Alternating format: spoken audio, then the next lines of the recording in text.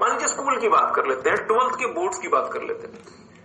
एक बच्चे के पेरेंट्स ये कहते हैं क्या तुम्हें 95% मार्क्स लेकर आने हैं, तुम्हें 95% मार्क्स लेकर आने हैं, जो भी कोचिंग चाहिए हम ले लो, रूम में एसी लगवाना है एसी लगवा लो, वाईफाई चाहिए वाईफाई ले लो, स्मार्टफोन चाहिए स्मार्टफोन ले लो, मतलब एक्सबॉक्स चाहिए गेम वेम खेलने के लिए वो ले लो, प्ले स्टेशन चाहिए प्ले स्टेशन ले लो, जो चाहिए ले लो, 95% मार्क्स लेकर आना। वो हमें उससे मतलब नहीं है तुम कैसे लेकर आओ, हम चाहते हैं 95% मार्क्स लेकर आओ। मीन्स आप आउटपुट चाहते हैं, उसके लिए इनपुट को मैनेज करें।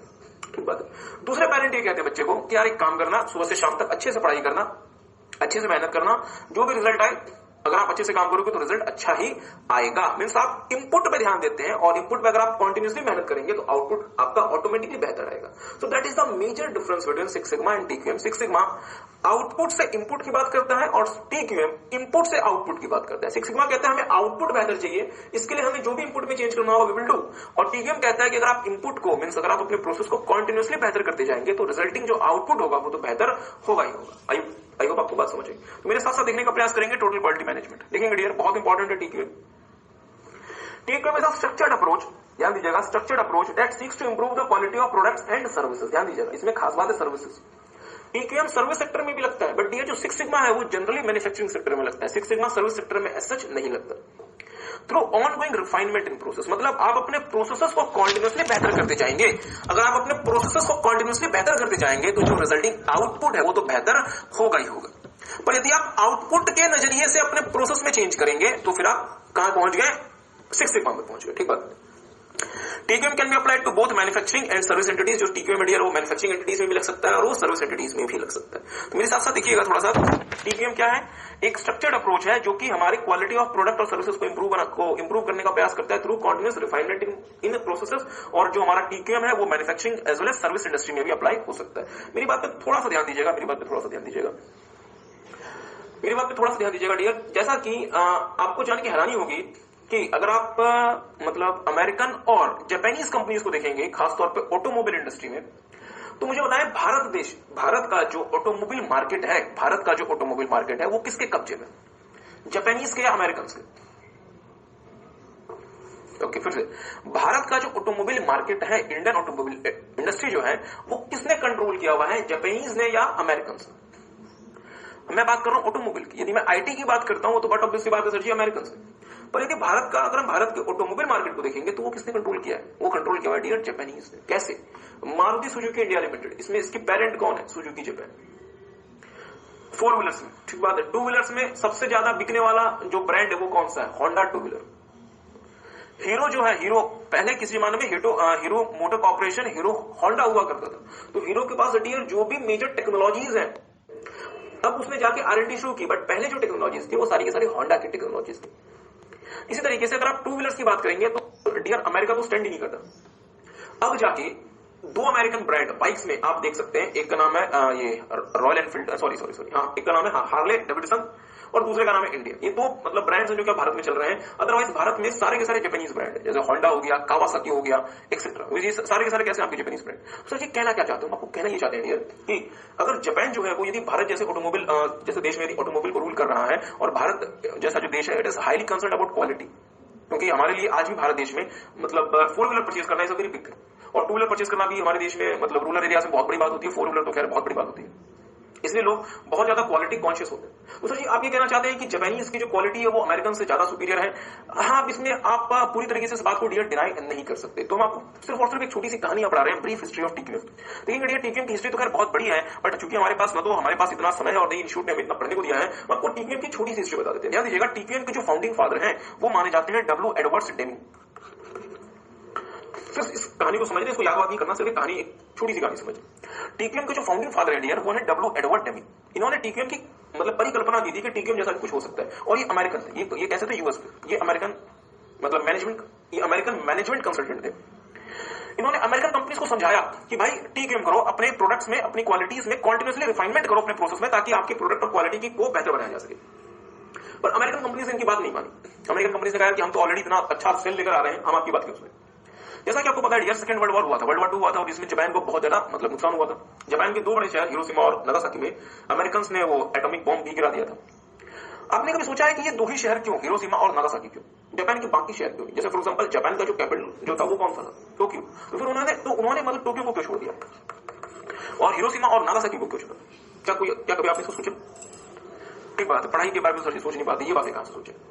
चलिए एक आंसर आया, इनका आंसर सही है। इन्होंने कहा कि सर हिरोशिमा और नागासाकी जो थे वो जापान के औद्योगिक शहर थे, मतलब इंडस्ट्रियल सिटी, जहां पे जापान की मेजर इंडस्ट्रीज बेस्ड थी। और जो टोक्यो था वो जापान की का इंडस्ट्रियल सिटी नहीं है, ये जापान का बेसिकली क्या है, कल्चरल और पॉलिटिकल सिटी है।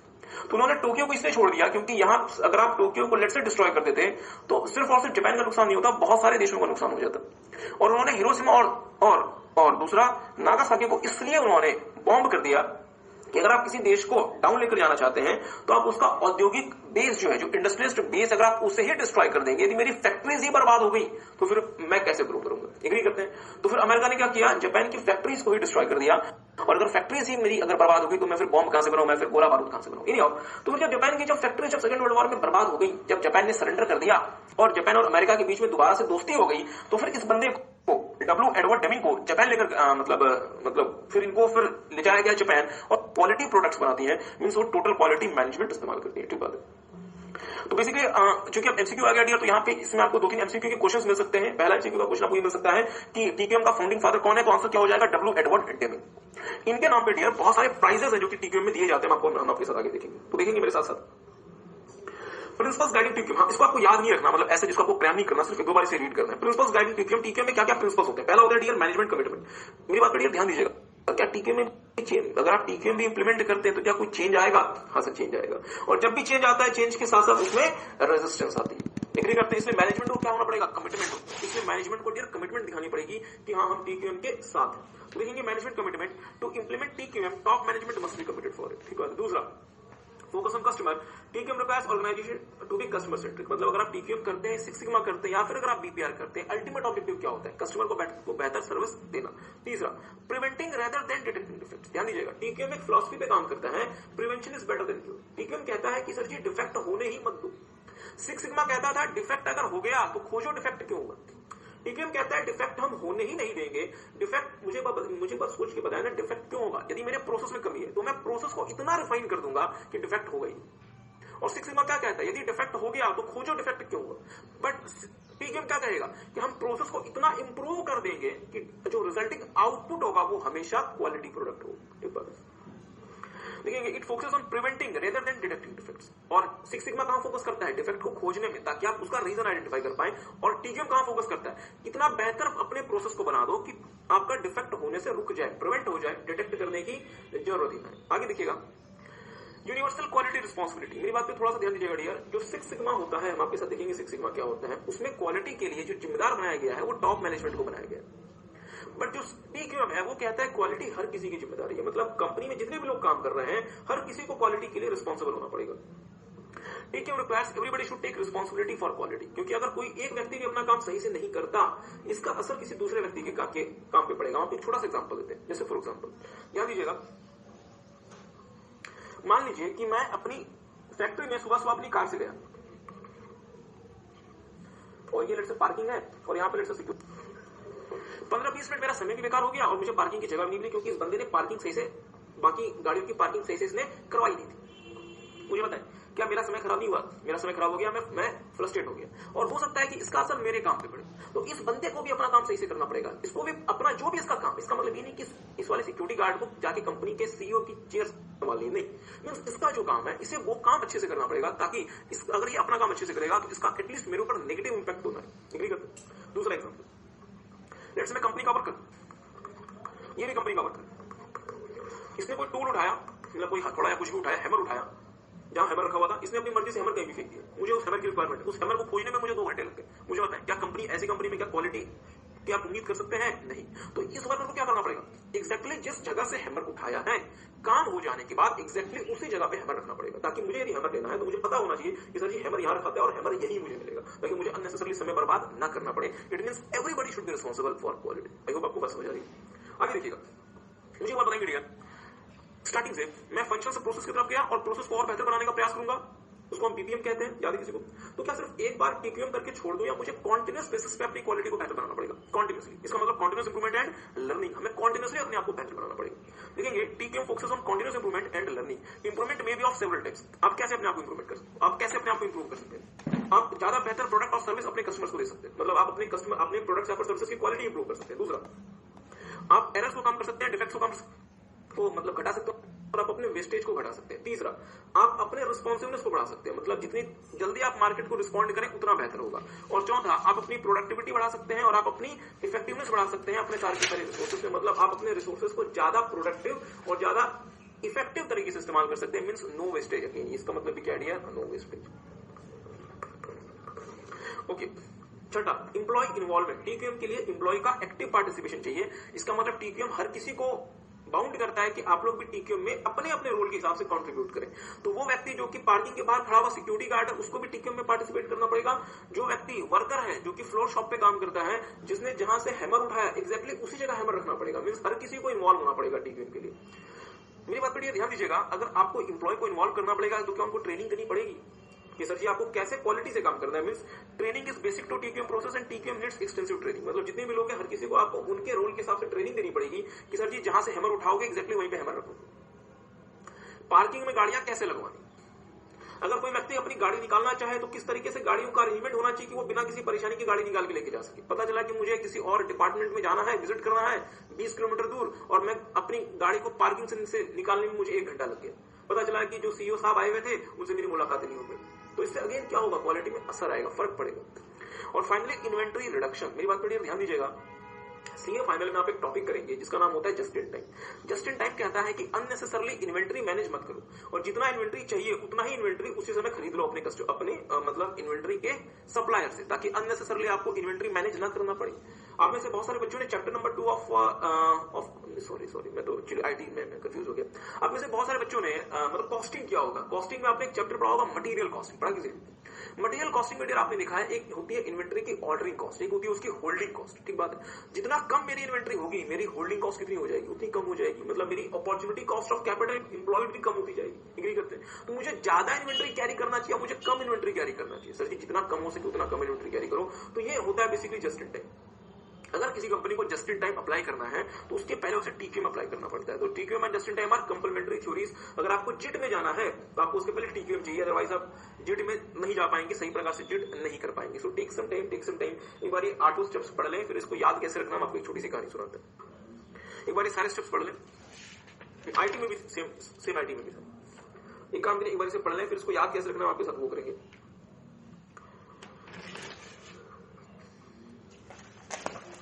एक बार पढ़ लें, फिर इसको याद रखने का जो तरीका है वो भी हम आपके साथ करेंगे थोड़ी देर में।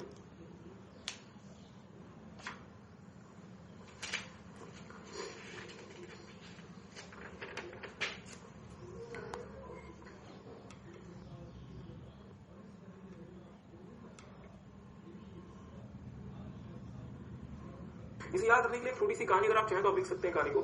कहानी कुछ ऐसी है, एजीएम चल रहा था, एनुअल जनरल मीटिंग, वहां पे सीईओ साहब की स्पीच होनी थी। सीईओ जो साहब थे, आप मुझे बताएंगे, एजीएम में आपके इन्वेस्टर्स आपको सुन रहे होते, तो आपको कंपनी के लिए बेहतर एक मतलब पिक्चर आपको मतलब दिखानी होती है कि भविष्य में आप कंपनी को कहां लेके जाएंगे। तो सीईओ साहब, अब सिचुएशन कुछ ऐसी है कि मैं मान लीजिए मैं सीईओ हूं, आप जो सामने बच्चे बैठे हुए हैं, यू आर माई कस्टमर्स और मैं सीईओ हूं। ठीक बात। कहानी कुछ ऐसी है कि कस्टमर पर फोकस करते हुए मैंने कहा, सीईओ ने कहा, कस्टमर पर फोकस करते हुए सीईओ ने कहा मैनेजमेंट कमिटेड है। कस्टमर पर फोकस करते हुए सीईओ ने कहा मैनेजमेंट कमिटेड है किस चीज के लिए? Prevention rather then detection of defects के लिए। Means preventing rather than detecting defects के लिए। फिर से, कस्टमर पर फोकस करते हुए सीईओ ने कहा मैनेजमेंट कमिटेड है किसके लिए? Preventing rather than detecting defects के लिए। ठीक बात है, ठीक बात है। इसके लिए हमें कॉन्टिन्यूस इंप्रूवमेंट और लर्न करना होगा और इंप्लॉय को इन्वॉल्व करना होगा। इसके लिए हमें कॉन्टिन्यूस इंप्रूवमेंट एंड लर्न करना होगा और इंप्लॉय को इन्वॉल्व करना होगा। इंप्लॉय हमारा नालायक था, हमने उसे ट्रेनिंग दी, तो उसे क्या समझ आई कि सर जी यूनिवर्सल क्वालिटी रिस्पॉन्सिबिलिटी होती है। इसके पहले इंप्लॉय को इस बात की समझ ही नहीं थी। एक बार इंप्लॉय को वो बात समझ आ गई तो हमारी कंपनी में इन्वेंट्री का क्या हो गया डियर? रिडक्शन हो गया। मैं मानता हूं ये कहानी थोड़ी सी अजीब है, बट ये कहानी अगर आपको याद रहेगी तो ये 8 पॉइंट्स आपको याद रह जाएंगे। मैं फिर से कहानी सुनाता हूं, जो बच्चे लिखना चाहते हैं लिख लें।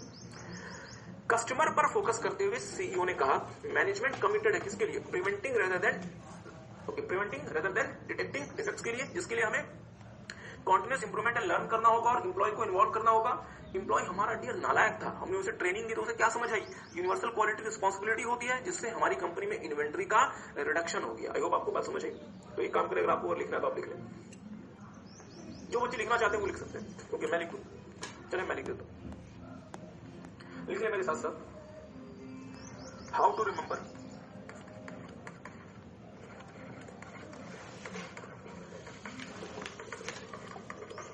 Principles guiding. हाँ मैंने ये आईटी में लिखवाया हुआ है, देखेंगे जल्दी जल्दी। कस्टमर्स पर फोकस करते हुए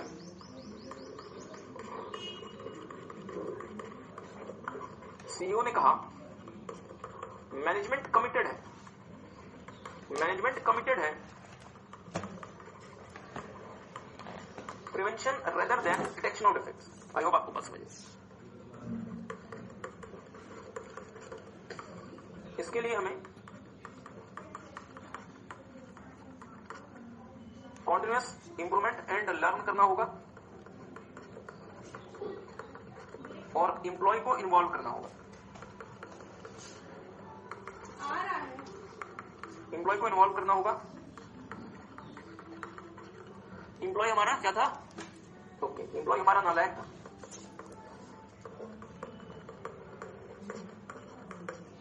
हमने उसे ट्रेनिंग दी, उसे समझ आया, यूनिवर्सल क्वालिटी रिस्पॉन्सिबिलिटी होती है, इससे इन्वेंट्री का रिडक्शन हो गया। आई होप आपको बात समझ आई। तो देखेंगे मेरे साथ साथ जिन बच्चों ने लिख लिया फिर से एक बार देख लें। कस्टमर पर फोकस करते हैं मतलब कस्टमर फोकस, सीईओ ने कहा management committed means management commitment prevention rather than detecting defects. इसके लिए हमें continuous improvement and learning, employee involvement, training, universal quality responsibility और फाइनली इन्वेंट्री का हमारा क्या हो गया, रिडक्शन मींस इन्वेंट्री रिडक्शन। ठीक बात है। सो टेक सम टाइम, एक बार इसे देख लें फिर हम आगे प्रोसीड करेंगे। चलिए बहुत अच्छी बात है। देखिएगा डियर, इसके बाद है traditional versus TKM versus traditional management practices. याद है किसी को, आपने बीपीआर में भी ये देखा था, बीपीआर में 3 खास बातें होती है। क्या क्या, रेडिकल थिंकिंग पे काम करता है, ठीक बात है, आईटी के मतलब पोटेंशियल को समझता है, और तीसरा मैसिव ऑर्गेनाइजेशनल चेंज का हो सकता है। टीक्यूएम बाकियों से कैसे लगे, पहला टीक्यूएम डीएस स्ट्रेटेजिक प्लानिंग और आईटी के वर्सेस ट्रेडिशनल मैनेजमेंट। फिर हम आगे प्रोसीड करेंगे। चलिए बहुत अच्छी बात है। देखिएगा डियर, इसके बाद है traditional versus TKM versus traditional management practices. याद है किसी को, आपने बीपीआर में भी ये देखा था, बीपीआर में 3 खास बातें होती है। क्या क्या, रेडिकल थिंकिंग पे काम करता है, ठीक बात है, आईटी के मतलब पोटेंशियल को समझता है, और तीसरा मैसिव ऑर्गेनाइजेशनल चेंज का हो सकता है। टीक्यूएम बाकियों से कैसे लगे, पहला टीक्यूएम डीएस स्ट्रेटेजिक प्लानिंग और मैनेजमेंट में भी इस्तेमाल होता है। मतलब ये हुआ कि जब आप स्ट्रेटेजिक प्लानिंग कर रहे हैं और आप मैनेजमेंट का काम कर रहे हैं तो भी आप टीक्यूएम इस्तेमाल कर सकते हैं। मतलब टीक्यूएम बाद में नहीं, स्टार्टिंग से यूज हो सकता है। Means TQM focuses on quality during planning and management. मतलब जब आप प्लान कर रहे हैं, जब आप स्ट्रेटेजी बना रहे हैं तो ही टीक्यूएम आपका स्टार्ट हो जाता है, और हो सकता है बाकियों में ऐसा न हो। दूसरा, relationship with the customers and suppliers. TQM जो होता है वो अपने कस्टमर्स को और सप्लायर्स को कंपनी का ही हिस्सा मानता है, उसके बाहर नहीं मानता। वो इनको कंपनी का इंटीग्रेटेड पार्ट समझता है। मतलब टीक्यूएम कस्टमर्स और सप्लायर्स को भी कंपनी का हिस्सा समझता है, और ताकि आप सप्लायर से रॉ मटेरियल लेके, चूंकि कस्टमर को ही आप सेल कर रहे होते हैं, अगर आप सब में क्वालिटी रखेंगे तो ही आप मार्केट में सक्सेसफुल हो सकते हैं। तीसरा, टीक्यूएम जो है वो ऑर्गेनाइजेशन स्ट्रक्चर को फंक्शन वाइज नहीं कंसिडर करता। कैसा कंसिडर करता है, प्रोसेस वाइज कंसिडर करता है। इसका मतलब ये हुआ कि TQM with enterprise is a system of interdependent processes. ध्यान दीजिएगा। बट डियर, एक छोटी सी बात बताऊं, क्या बाकी लोग ऑर्गेनाइजेशन स्ट्रक्चर को फंक्शन वाइज कंसिडर करते हैं? नहीं, वो भी प्रोसेस वाइज कंसिडर करते हैं। अगर वो प्रोसेस वाइज कंसिडर नहीं करते तो उसकी इंप्रूवमेंट कैसे करते हैं? इन्हीं आ चुकी है बुक में लिखा हुआ, स्टडी मटेरियल में कंपाउंड लिखवाने के लिए। चौथा, ऑर्गेनाइजेशनल चेंज। टीक्यूएम में डियर हो सकता है कि आपको थोड़ा बहुत ऑर्गेनाइजेशन चेंज करना पड़े, बट टीक्यूएम में थोड़ा बहुत ही ऑर्गेनाइजेशन चेंज होता है, बीपीआर में मैसिव ऑर्गेनाइजेशनल चेंज होता है। पांचवा, team work. TQM dear team work के बिना नहीं हो सकता, क्योंकि आप हर किसी को इन्वॉल्व करते हैं और आप यूनिवर्सल क्वालिटी रिस्पॉन्सिबिलिटी की बात करते हैं, इसलिए टीक्यूएम में टीम वर्क बहुत महत्वपूर्ण है। और छठा, मोटिवेशन। अगर आपको इतनी बड़ी टीम को लीड करना है तो आपको उन्हें मोटिवेट करना पड़ेगा। In TQM people are motivated to make contributions towards improvement. अगर आपको इतनी बड़ी टीम को लीड करना है और एक साथ लेकर जाना है तो बिना मोटिवेशन के तो वो लोग काम नहीं करेंगे। तो टीक्यूएम में मोटिवेशन भी बहुत बड़ा रोल प्ले करता है। सो टेक सम टाइम एक बार इसे देख लें। टीक्यूएम बाकियों से कैसे अलग है? पहला, तो ये टीक्यूएम प्लानिंग और मैनेजमेंट के दौरान भी इस्तेमाल होता है। टीक्यूएम कस्टमर्स और सप्लायर्स के रिलेशनशिप को कंसीडर करता है। टीक्यूएम में ऑर्गेनाइजेशनल चेंज भी होता है, ऑर्गेनाइजेशन स्ट्रक्चर की भी बात करता है। और टीक्यूएम ऑर्गेनाइजेशन स्ट्रक्चर कैसा व्यू करता है? Series of interdependent processes. Independent नहीं, इंटरडिपेंडेंट, मतलब प्रोसेसेस एक दूसरे पे क्या करेंगी? डिपेंड करेंगी।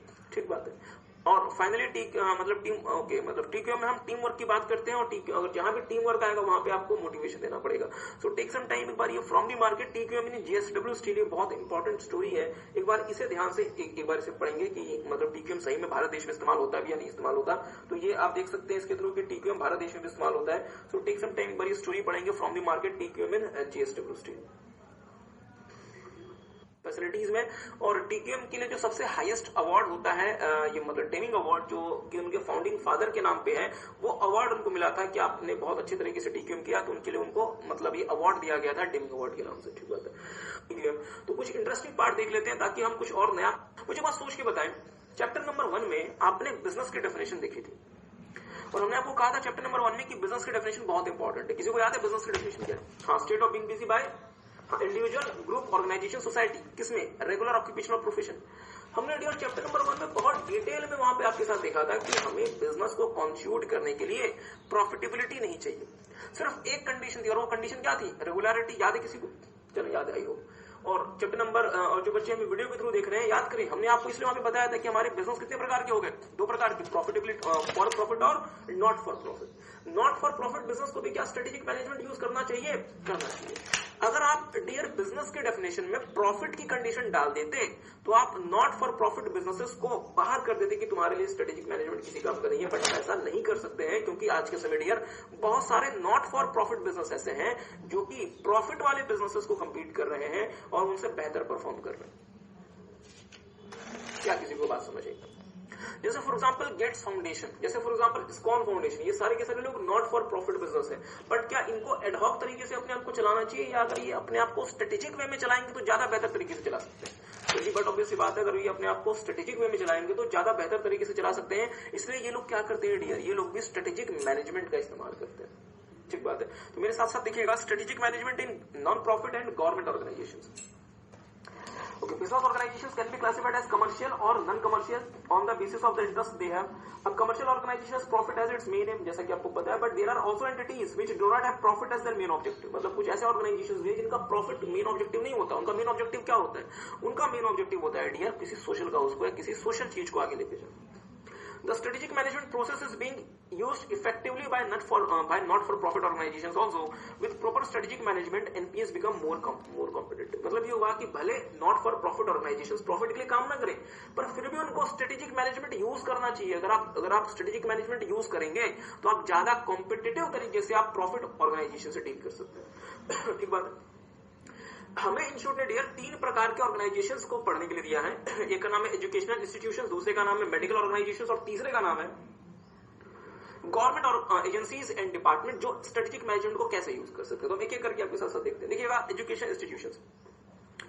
Educational institutions are using strategic management concepts and techniques more frequently. मतलब आज के समय ज्यादा से ज्यादा educational institution strategic management use कर रहे हैं, क्योंकि आपको पता है डियर इंटरनेट और कंप्यूटर्स के बाद जो है वो एजुकेशनल डिलीवरी सिस्टम बहुत ज्यादा चेंज हो गया। जैसे फॉर एग्जांपल बहुत सारे बच्चे हमें हमारी क्लासेस को पेन ड्राइव मोड में देखेंगे in their computer, in their laptop. तो सोचे कितना ज्यादा बदलाव हो गया। किसी जमाने में आपको फेस टू फेस आना पड़ता था और आप अपने घर में बैठ के, ऑफिस में बैठ के आप देख सकते हैं थ्रू योर कंप्यूटर। मींस कितना ज्यादा एजुकेशन का मैकेनिज्म चेंज हो गया। ठीक बात है। तो इसलिए हमने भी क्या किया, हमने भी स्ट्रेटेजिक मैनेजमेंट के कॉन्सेप्ट्स को अपनाया ताकि आपको हम बाउंड ना करें, मजबूर ना करें कि सर जी क्लासेस लेनी है तो हमारी मतलब क्लास में ही आओ। आप घर में बैठे बैठे आप हमारी क्लासेस ले सकते हैं।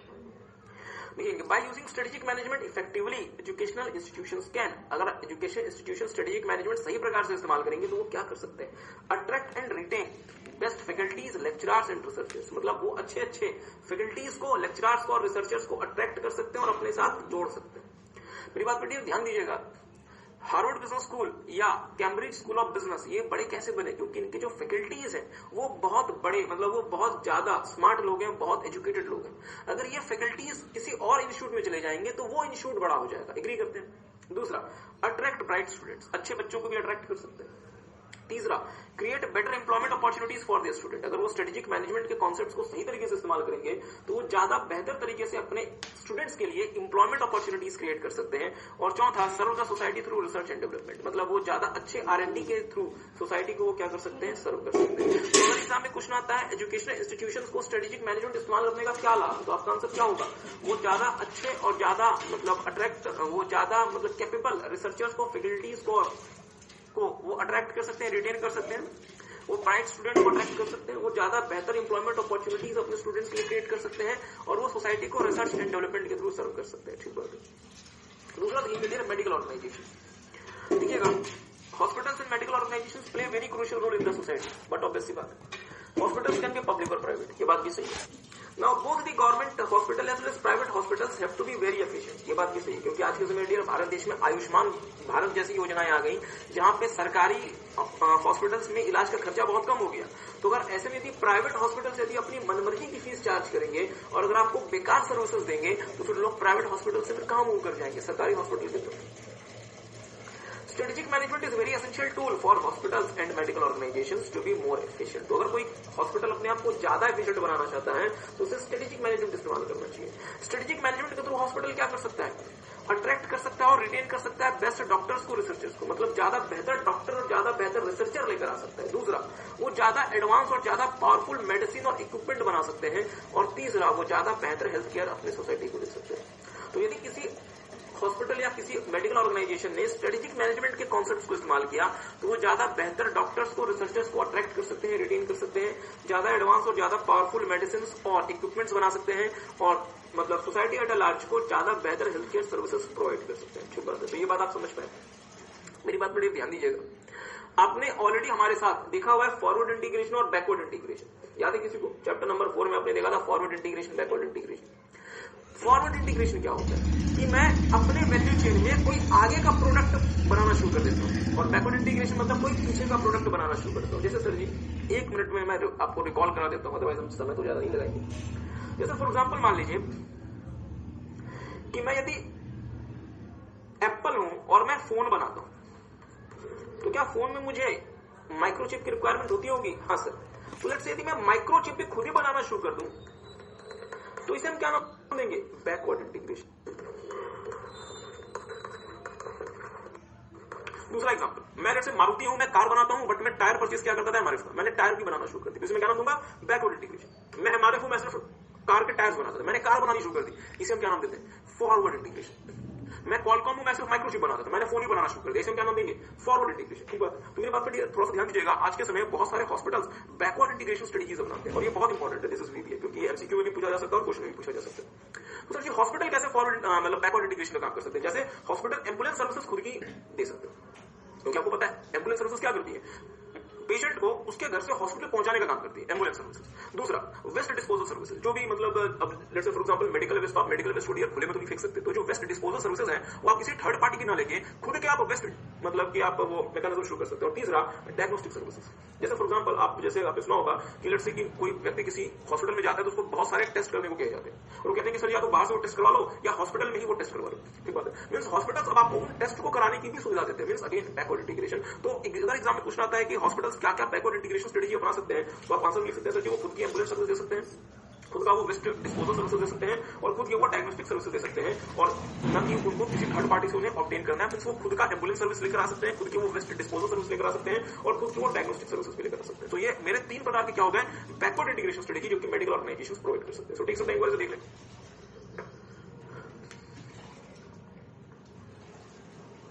ओके, तीसरा dear government agencies and departments. मेरा आपसे छोटा सा सवाल, मुझे बताएंगे मैं यदि एक गवर्नमेंट कंपनी का मैनेजर हूं और यदि मैं एक प्राइवेट कंपनी का मैनेजर हूं, बीइंग अ मैनेजर मेरे पास ज्यादा ऑटोनॉमी मींस ज्यादा स्वतंत्रता से मैं फैसला कहां ले सकता हूं, प्राइवेट कंपनी में या फिर गवर्नमेंट कंपनी में? तो फिर से बड़ी वाली चीज ध्यान देंगे। मैं जैसे गवर्नमेंट कंपनी का मैनेजर हूं, मतलब मैं गवर्नमेंट कंपनी को मैनेज करता हूं। दूसरा, मैं यदि कोई प्राइवेट कंपनी का मैनेजर हूं, इन दोनों में से ज्यादा स्वतंत्रता से, ज्यादा ऑटोनॉमी से मैं डिसीजन कहां ले सकता हूं, जब मैं गवर्नमेंट कंपनी को मैनेज करता हूं या जब मैं प्राइवेट कंपनी को मैनेज करता हूं? अगर मैं गवर्नमेंट कंपनी में स्वतंत्रता की बात करता हूं डियर, तो गवर्नमेंट कंपनी में मेरे पास ज्यादा स्वतंत्रता इसलिए नहीं होती क्योंकि गवर्नमेंट कंपनी किसी गवर्नमेंट के कानून के तहत चलती है और वो कानून मुझे बाउंड कर देते हैं बहुत कुछ ना करने से। जैसे फॉर एग्जांपल बहुत सारी गवर्नमेंट कंपनी रिस्की बिजनेस कर ही नहीं सकती क्योंकि उसमें गवर्नमेंट का पैसा बेसिकली गवर्नमेंट का नहीं होता। गवर्नमेंट वो पैसा कहां से लाती है? टैक्स के थ्रू आप लोगों से लेती है। इसलिए गवर्नमेंट कंपनीज को रूल्स एंड रेगुलेशंस के तहत काम करना पड़ता है, वो रिस्की वेंचर्स में नहीं जा सकते। बट यदि मैं किसी प्राइवेट कंपनी का मैनेजर हूं तो मेरे पास ऑटोनॉमी ज्यादा है क्योंकि मेरे पास सरकारी पैसा नहीं है, मेरे पास मेरे प्राइवेट इन्वेस्टर्स का पैसा है और मैं ज्यादा बेहतर तरीके से उन्हें और मैं ज्यादा ऑटोनॉमी के साथ उन्हें मैनेज कर सकता हूं। ठीक बात है। तो मेरे साथ साथ देखिएगा, government agencies and departments uses tax payers money. ध्यान दीजिएगा, ये लोग कैसा पैसा इस्तेमाल करते हैं जो कि टैक्स पेयर का होता है। As the public money is involved, the expectation is that they will utilize this money in the most rational manner. क्योंकि पब्लिक का पैसा लगा हुआ है इसलिए आपको क्या करना चाहिए, उस पैसे को जितना एफिशिएंट तरीके से इस्तेमाल हो सके उतने एफिशिएंट तरीके से यूज करना चाहिए। Strategic management concepts are increasingly used by these entities to become more effective. आज के समय बहुत सारी गवर्नमेंट कंपनी स्ट्रेटेजिक मैनेजमेंट के तरीके इस्तेमाल करती है ताकि वो ज्यादा इफेक्टिव, ज्यादा एफिशिएंट बन सके अपने काम करने के तरीके में और वो ज्यादा बेहतर तरीके से प्राइवेट सेक्टर से कॉम्पीट कर सके। ओके, ध्यान दीजिएगा, Despite the fact that government entities have less autonomy compared to the private entities, ये बात सही है कि गवर्नमेंट कंपनीज के जो मैनेजर्स होते हैं उनके पास कम ऑटोनॉमी होती है प्राइवेट कंपनीज के मुकाबले। बट इसका मतलब ये नहीं कि स्ट्रेटेजिक मैनेजमेंट आपके लिए इस्तेमाल का नहीं है। आप उसी एरिया में स्ट्रेटेजिक मैनेजमेंट इस्तेमाल करके ज्यादा बेहतर तरीके से प्राइवेट सेक्टर कंपनीज के साथ आप कॉम्पीट कर सकते हैं। देखेंगे, The proper use of strategic management makes government entities more competitive in the area. मतलब आप ज्यादा बेहतर तरीके से आप प्राइवेट सेक्टर के साथ आप क्या कर सकते हैं, कॉम्पीट कर सकते हैं, उन्हें आप डील कर सकते हैं। Through proper strategic management government agencies can better compete with the private sector. आप प्राइवेट सेक्टर से ज्यादा अच्छे से कॉम्पीट कर सकते हैं। दूसरा, provide better salaries and other incentive to their employees. अपने एम्प्लॉयज को आप ज्यादा अच्छी सैलरी दे सकते हैं और ज्यादा बेहतर इंसेंटिव दे सकते हैं। और तीसरा, become an asset for the nation not a liability. आप देश के लिए एक एसेट बन सकते हैं लायबिलिटी के बजाय। आपको जान के शायद पता होगा डियर, इवन आपको तो पता ही होगा, हमारे देश में पीएसयूज का कॉन्सेप्ट होता था, पब्लिक सेक्टर यूनिट्स या फिर पब्लिक सेक्टर अंडरटेकिंग्स। और 1991 के बाद बहुत सारे पीएसयूज को या तो बंद कर दिया गया या इनको प्राइवेटाइज कर दिया गया क्योंकि ये जो पीएसयूज थे डियर वो हमारे देश में बोझ बन गए थे, लायबिलिटी बन गए थे। सरकार को हर बजट में बहुत सारा पैसा सिर्फ इन पीएसयूज को जिंदा रखने के लिए देना पड़ता था क्योंकि ये पीएसयूज पैसा कुछ नहीं कमाते थे, सिर्फ और सिर्फ नुकसान उठाते थे। और इनमें चूंकि बहुत सारे एम्प्लॉयज की नौकरी थी और फिर सरकार को इसका पॉलिटिकल लॉस हो सकता था, इसलिए सरकार अलग से इन लोगों के लिए पैसा अरेंज करके इन पीएसयूज को जिंदा रखे हुए थी। और फिर 1991 में हमारे देश में 3 चीजें हुई थी जैसा कि आपको पता है, प्राइवेटाइजेशन, लिबराइजेशन और ग्लोबलाइजेशन। तो इस प्राइवेटाइजेशन में सरकार ने बहुत सारे पीएसयूज को या तो प्राइवेटाइज कर दिया या उनको सेल ऑफ कर दिया और कहा कि सर जी हमारे बस की आपको चलाना नहीं है। So doctor Manmohan Singh was the finance minister of that time, तो उन्होंने ये सब कुछ किया था। इन्हीं आओ तो एक काम करें, एक बार इसे देख लें। तो एग्जाम में क्वेश्चन आता है कि गवर्नमेंट एजेंसीज या गवर्नमेंट डिपार्टमेंट्स के लिए स्ट्रेटेजिक मैनेजमेंट किस काम का, तो आप ये आंसर लिखेंगे कि सर जी गवर्नमेंट एजेंसीज या गवर्नमेंट डिपार्टमेंट स्ट्रेटेजिक मैनेजमेंट को इस्तेमाल करके प्राइवेट सेक्टर से ज्यादा अच्छे तरीके से कम्पीट कर सकते हैं, अपने एम्प्लॉयज को अपने ज्यादा बेहतर सैलरी दे सकते हैं और देश के लिए एसेट बन सकते हैं लायबिलिटी की जगह। सो टेक सम टाइम, एक बार इसे देख लें आप लोग अपने अपने बुक्स में और फिर इसके बाद हम आपके साथ मूव करेंगे स्ट्रेटजीज फॉर इंटरनेट इकोनॉमी।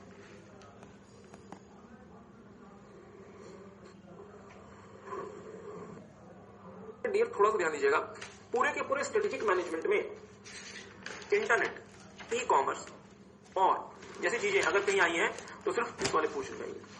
तो this is very very very important. और ये जो पॉइंट्स है इसके, strategy shaping characteristics of e commerce environment, this is very very very important क्योंकि 4-5 बार एग्जाम में ये क्वेश्चन आ चुका है। आप देखिए कितने अलग अलग तरीके से क्वेश्चन आ चुका है।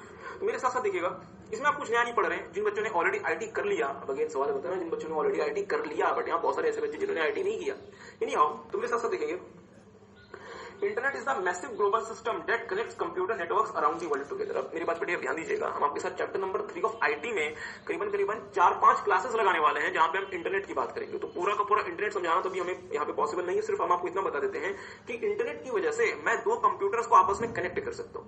यदि आप अपने दोस्त को व्हाट्सएप मैसेज कर पाते हैं तो क्यों कर पाते हैं, क्योंकि आप दोनों के फोन इंटरनेट से कनेक्टेड है। और अगर मैं ई कॉमर्स कर पाता हूं आज के समय, यदि मैं आज के समय ई कॉमर्स कर पा रहा हूं, यदि आज के समय डियर फूड पांडा या फिर स्विगी या फिर जोमेटो जैसी कंपनीज एमर्ज हुई, तो क्यों एमर्ज हो पाए, क्योंकि इंटरनेट आ गया। और ये लोग कंपनीज क्या करती है, इंटरनेट की मदद से अपना बिजनेस करती है। मतलब ये ई कॉमर्स या फिर एम कॉमर्स कंपनीज है। ठीक बात है। फ्लिपकार्ट क्या है dear, e commerce company. Amazon क्या है, ई कॉमर्स कंपनी। तो इंटरनेट ने क्या कर दिया, बिजनेस करने के तरीके को पूरी तरीके से बदल दिया क्योंकि इंटरनेट ई कॉमर्स लेकर आ गया। ठीक बात। तो मेरे साथ साथ देखेंगे, in the last few years internet has completely change the business landscape. मतलब इंटरनेट ने काम करने के तरीके को पूरी तरीके से बदल दिया। Internet has given birth to a lot of technologies and e commerce is one of them. Internet ने बहुत सारी टेक्नोलॉजीज को जन्म दिया, जिसमें से ई कॉमर्स भी। हम आपके साथ और डिटेल में देखेंगे कि इंटरनेट ने क्या क्या किया था। ई commerce is commerce done through internet. E commerce क्या होता है? जहां पे आप फिजिकली कॉमर्स ना करके इंटरनेट की मदद से कॉमर्स करते हैं। जैसे मान लीजिए आपको फोन खरीदना, तो पहले क्या होता है, आप किसी दुकान में जाते, किसी शॉप में जाते, वहां से आप फिजिकली फोन खरीद के लाते। अब आप क्या करते हैं, आप घर बैठे आप अमेजन या फ्लिपकार्ट से उसका ऑर्डर प्लेस कर देते हैं, क्रेडिट कार्ड से पेमेंट कर देते हैं, वो फोन आपके घर में आपको डिलीवर कर दिया जाता है। मतलब कॉमर्स अभी भी हो रहा है, बट अब कॉमर्स कैसे हो रहा है? फिजिकल नहीं, इलेक्ट्रॉनिक बेसिस पे। क्योंकि आप अमेजोन से कैसे कनेक्टेड है? इंटरनेट की मदद से, इलेक्ट्रॉनिकली। ठीक है। The impact of internet and e-commerce is profound. Internet और ई-कॉमर्स का इम्पैक्ट बहुत बड़ा है। एट वन एंड, अब मुद्दे वाली बात छोटी सी बात होती है डियर की। अब आपको पता है डियर, ई-कॉमर्स की वजह से बहुत सारी कंपनीज के लिए अपॉर्चुनिटीज आई, तो बहुत सारी कंपनीज के लिए थ्रेट भी आया। क्योंकि एनवायरमेंट में कोई भी चेंज होता है वो किसी के लिए अपॉर्चुनिटी बनता है, किसी के लिए थ्रेट बनता है, आपको पता ही है। क्योंकि एनवायरमेंट मेरा क्या होता है, कैरेक्टरिस्टिक। एनवायरमेंट के कैरेक्टरिस्टिक थी जो बताता था कि भाई एनवायरमेंट किसी के लिए अपॉर्चुनिटी बनेगा, किसी के लिए थ्रेट बनेगा। किसी को याद है वो कैरेक्टरिस्टिक क्या है? वीडियो वाले बच्चों, मैं उम्मीद नहीं कर रहा था। मल्टीफेसिटेड एनवायरमेंट के कैरेक्टरिस्टिक होती है जो कहलाती है मल्टीफेसिटेड, जो ये कहती है कि यदि एनवायरमेंट में कोई चेंज आएगा तो किसी के लिए वो अपॉर्चुनिटी बनेगा, किसी के लिए वो थ्रेट बनेगा। बट आप घर से रिवाइज करेंगे नहीं हो। मुद्दे वाली बात सिर्फ इतनी है कि ये तो बेकार है। हमें ये पॉइंट्स याद रखना है, क्योंकि ये पॉइंट्स एग्जाम में बहुत महत्वपूर्ण है और कई बार पूछे जा सकते हैं। तो ध्यान से देखिएगा। Growing use of internet by business and consumers reshape the economic landscape and alters traditional industry border. ये बातें बेकार की है, मुद्दे वाली बात सिर्फ इतनी है। The following feature stand out. पहला, internet and other technologies open up host of opportunities for the company. मतलब अगर स्ट्रेटेजिक मैनेजमेंट के पेपर में 7B वाले में अगर इंटरनेट या ई कॉमर्स से जुड़ा कोई क्वेश्चन आता है तो आपको ये पॉइंट्स लिखने हैं। ठीक बात है। पहला पॉइंट क्या है, हाँ इसको याद रखने का मैं आपको एक रास्ता बताएंगे। पहला पॉइंट डियर, इंटरनेट और बाकी टेक्नोलॉजीज ने बहुत सारी अपॉर्चुनिटीज प्रोवाइड की कंपनीज को। दूसरा, internet is an economical mean of delivering customer services. Internet के माध्यम से आप कम खर्चे में कस्टमर सर्विसेज आप डिलीवर कर सकते हैं। जैसे फॉर एग्जांपल मान लीजिए आपने कोई प्रोडक्ट परचेज किया, वो रेट से सही तरीके से काम नहीं कर रहा, तो आप ऑनलाइन कस्टमर सर्विस हेल्प के थ्रू ही अपने प्रोडक्ट के सॉल्यूशन को आइडेंटिफाई कर सकते हैं। मतलब कंपनी ने बहुत कम खर्चे में आपको कस्टमर सर्विस प्रोवाइड कर दी। तीसरा, capital for potentially profitable e commerce business is readily available. This is very very very important. ध्यान दीजिएगा डियर, अगर आपके पास कोई ऐसा आइडिया है जिसमें कोई बेनिफिट है, जिसमें कोई फायदा हो सकता है, तो उसके लिए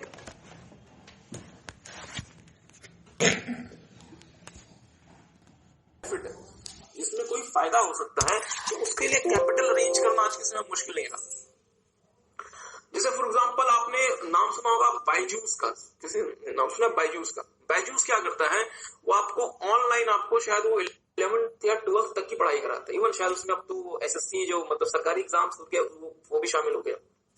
तो बायजूस के पास इंडिया ह्यूज फंडिंग अवेलेबल है, क्योंकि बायजूस जब इन्वेस्टर्स के पास गया, उनको समझाया कि सर जी 1 बिलियन से ज्यादा लोगों का देश है, हर बच्चे को हमारे देश में कोचिंग लेनी पड़ती है क्योंकि स्कूल में उस लेवल की पढ़ाई नहीं होती।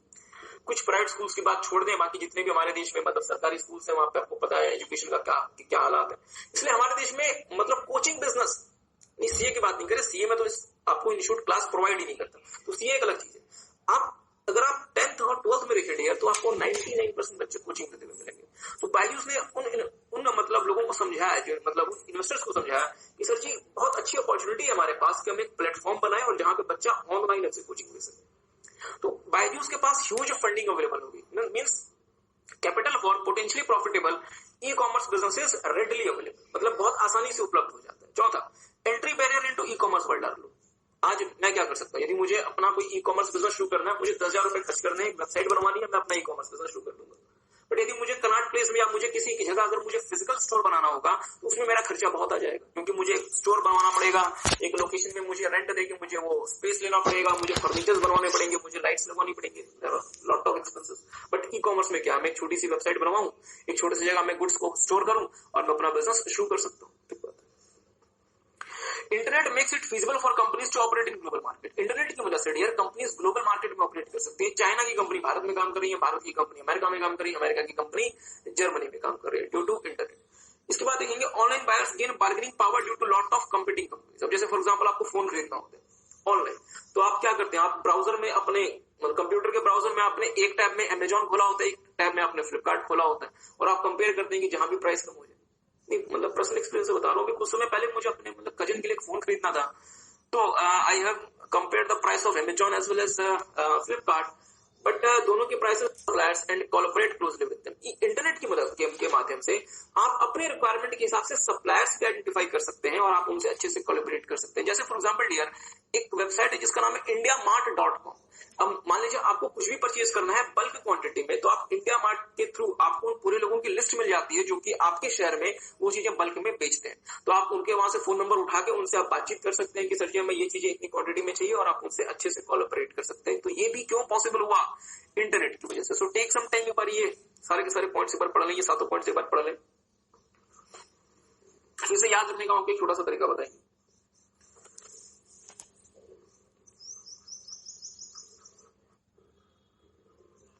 इंटरनेट या ई कॉमर्स ने बिजनेस पे क्या असर किया? पहला, इंटरनेट और ई कॉमर्स ने या इंटरनेट जैसी टेक्नोलॉजीज ने होस्ट ऑफ अपॉर्चुनिटीज ओपन कर दी कंपनीज के लिए। दूसरा, इंटरनेट के थ्रू आप इकोनॉमिकल वे में कस्टमर सर्विसेज अपने कस्टमर्स को क्या कर सकते हैं? डिलीवर कर सकते हैं। कैपिटल जो है वो मतलब profitable e commerce business projects के लिए बहुत आसानी से उपलब्ध है। एंट्री बैरियर ई कॉमर्स वर्ल्ड में बहुत कम है। इंटरनेट के माध्यम से कंपनीज दुनिया में कहीं भी ऑपरेट कर सकती हैं। ऑनलाइन बायर्स के पास बार्गेनिंग पावर आ गई क्योंकि बहुत सारी कंपीटिंग कंपनीज हैं आपस में। और फाइनली, इंटरनेट की मदद से कंपनीज जो है वो बेस्ट सप्लायर्स को फाइंड कर सकती है और उनके साथ कोलैबोरेट कर सकती है। ठीक बात है। तो इसको याद रखने के लिए एक छोटी सी कहानी, क्योंकि मुझे पता है ये पॉइंट्स जो कि बहुत अजीब अजीब से पॉइंट्स है, ये याद रखना आसान नहीं है और एग्जाम में 6 नंबर का क्वेश्चन आ सकता है। सो इनको याद रखने के लिए हम आपको छोटी सी कहानी लिखवा देते हैं। उस कहानी को आप याद रखेंगे तो आपको ये पॉइंट्स याद आ जाएंगे। देखेंगे कहानी कुछ ऐसी है, तो कहानी लिख लें। एक व्यक्ति था, वो अपनी कहानी बता रहा था। उस व्यक्ति ने बताया ऑपरेट करने की अपॉर्चुनिटी मिली। कहानी लिखेंगे, ऑपरेट करने की अपॉर्चुनिटी मिली। ओके, यहां पे ये आएगा नहीं तो मैं कहीं और लिख लेता हूं। आप लोग यहां लिख रहे हैं, आप लोग लिखते रहे, मैं फिर से लिख लेता हूं। कहानी कुछ ऐसी है,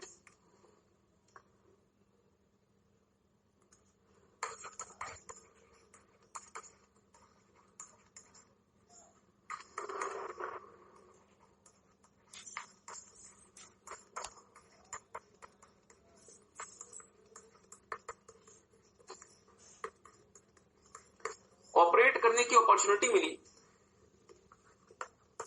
पर कैपिटल एंट्री बैरियर बन गया। या एक बार सुन ले कहानी को, पर कैपिटल एंट्री बैरियर बन गया। एक दोस्त आपको अपनी कहानी बता रहा था कि सर जी एक मार्केट में ऑपरेट करने की तो अपॉर्चुनिटी मिली, बट वहां पे जो कैपिटल था वो एंट्री बैरियर बन गया था। मतलब मेरे पास उतने पैसे नहीं थे मैं उसमें एंटर कर सकता। आगे क्या हुआ? सप्लायर्स को फाइंड करके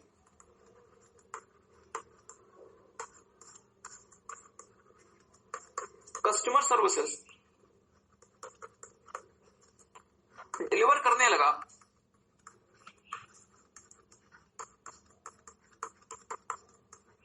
पर बार्गेनिंग पावर ने परेशान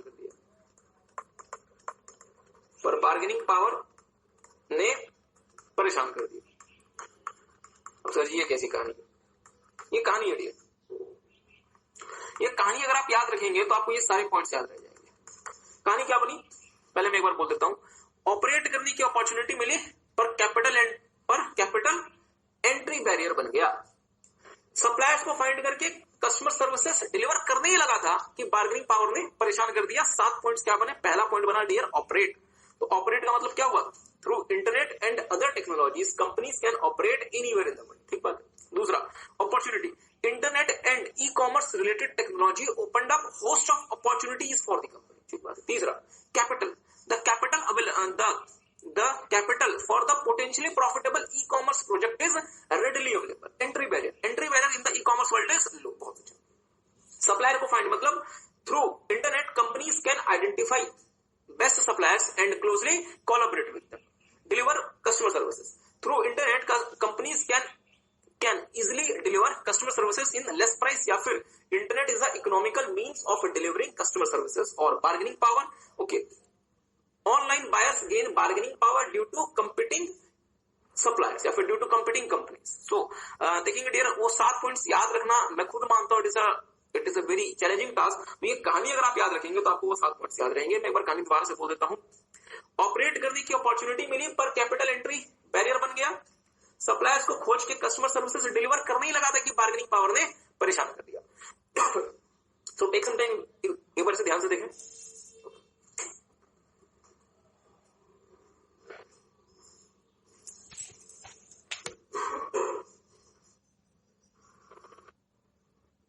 तो लास्ट हम आपका जो डियर टॉपिक करेंगे दैट इज सिक्स सिग्मा। इसको हम नाम देते हैं सिक्स सिग्मा।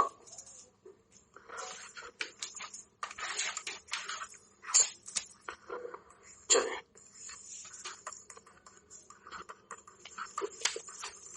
सिक्स सिग्मा जैसा कि हमने आपको बताया था कि टीकेएम क्या करता है, वो इनपुट से आउटपुट की बात करता है, सिक्स सिग्मा आउटपुट की बात करता है।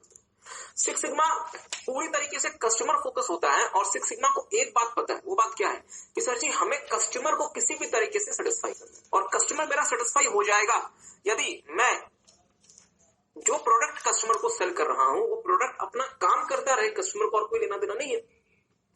मेरी बात थोड़ा सा ध्यान दीजिएगा, थोड़ा सा मैं आपको इसका हिस्टोरिकल बैकग्राउंड बताता हूं। हुआ क्या कि एक कंपनी है जिसका नाम है मोटोरोला, और मोटोरोला दुनिया की पहली कंपनी थी जिन्होंने सेलफोन लॉन्च किया था।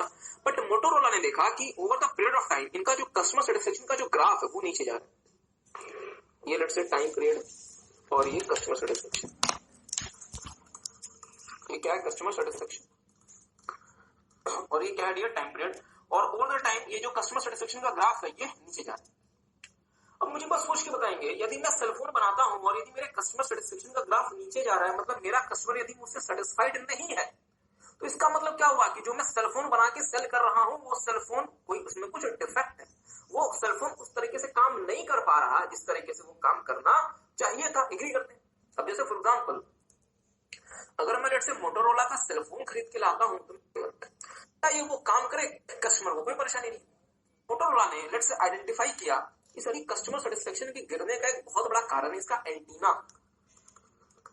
एंटीना क्या करता है डियर, एंटीना क्या करता है, वो दो फोन्स के बीच में करियर या फिर लिंक बनाता है।